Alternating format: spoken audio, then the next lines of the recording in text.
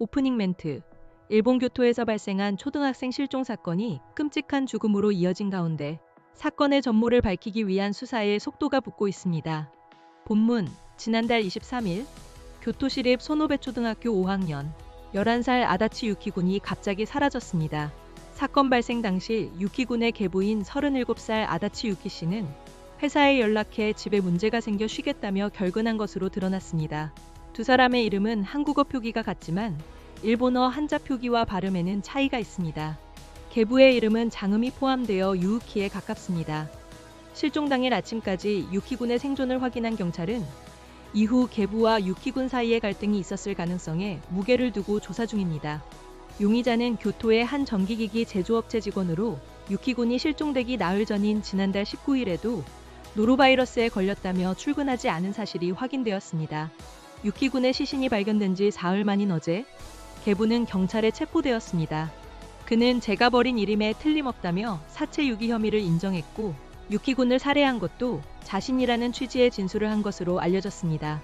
이번 사건은 여러 의문점이 남아있어 교토부 경찰은 범행 전모를 밝히는데 수사력을 집중하고 있습니다. 실종 당일의 행적부터 석연치 않습니다.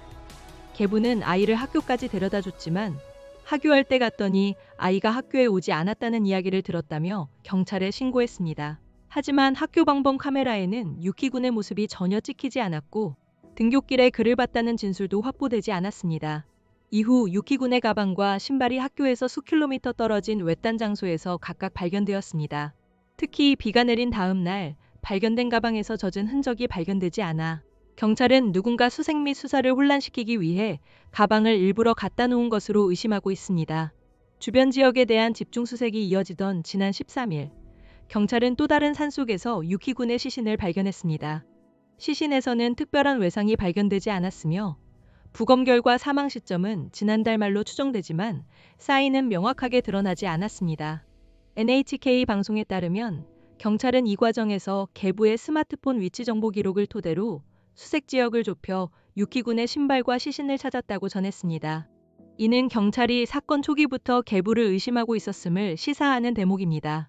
경찰은 계부가 수사를 교란하기 위해 유키군의 유류품을 여러 곳에 흩뿌리고 시신도 여러 차례 옮긴 것으로 보고 있습니다.